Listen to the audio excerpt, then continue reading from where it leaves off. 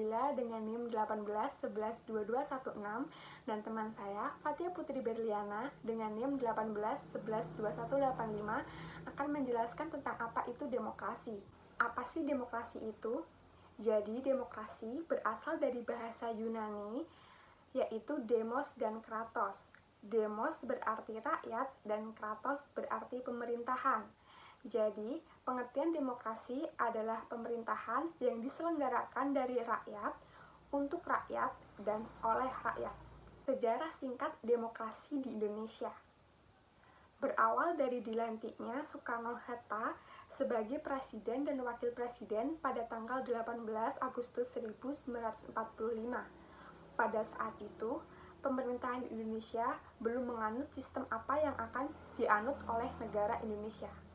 Sistem presidensial pun dipilih oleh Soekarno-Hatta sebagai sistem yang akan dianut pada masa awal kemerdekaan. Dengan dijalankannya sistem presidensial, timbul kekhawatiran bahwa akan adanya absolutisme dari pemerintah. Kemudian, sistem presidensial pun diganti dengan sistem parlementer. Sistem parlementer digenggam sepenuhnya oleh rakyat. Dengan berjalannya sistem ini, presiden membentuk satu kabinet lagi.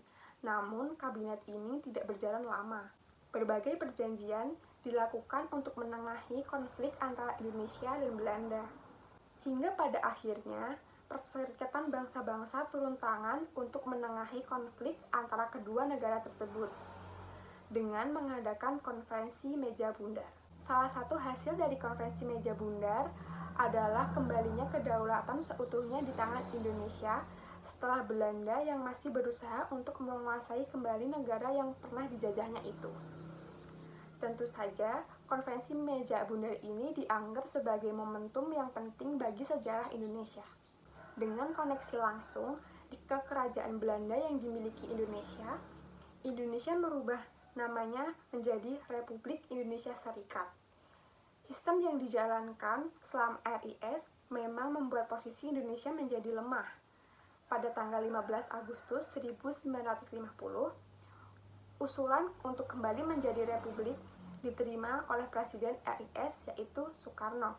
Lalu, pada tanggal 17 Agustus 1950, sistem republik pun kembali dijalankan oleh Indonesia. Dengan dibubarkannya RIS, Indonesia sudah menganut sistem demokrasi.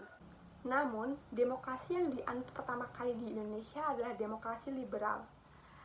Kemudian, sistem ini berubah kembali seiring turunnya Soekarno dari bangku kepresidenan Indonesia. Soeharto pun mengambil alih kursi kepresidenan dengan menjalankan sistem demokrasi Pancasila. Selanjutnya, ciri-ciri demokrasi. Yang pertama, memiliki perwakilan rakyat.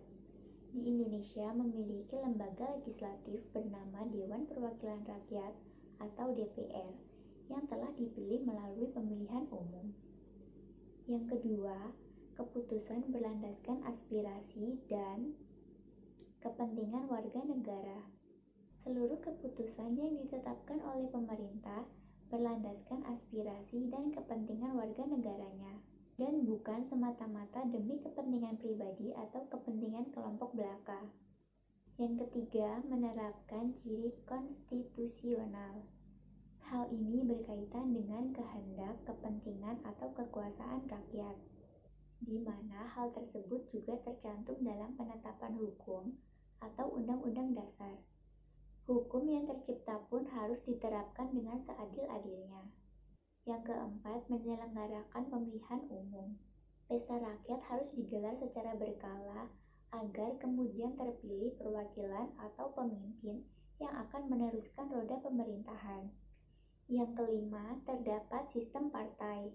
Partai adalah sarana atau media untuk melaksanakan sistem demokrasi. Dengan adanya partai, rakyat juga dapat dipilih menjadi perwakilan rakyat yang berfungsi sebagai penerus aspirasi.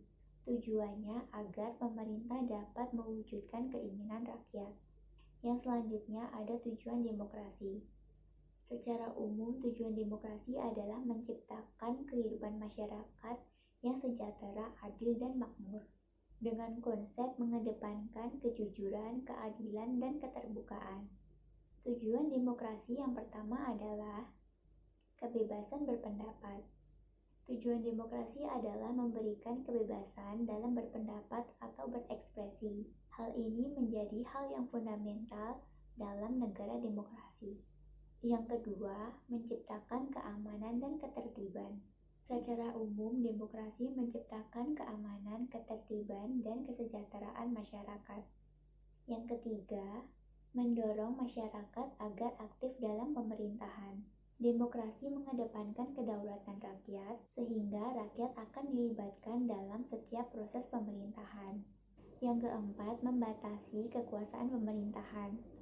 Dalam suatu negara yang menganut sistem demokrasi, kekuasaan tertinggi berada di tangan rakyat, sehingga rakyat dapat memberikan aspirasi atau kritik kepada pemerintahan.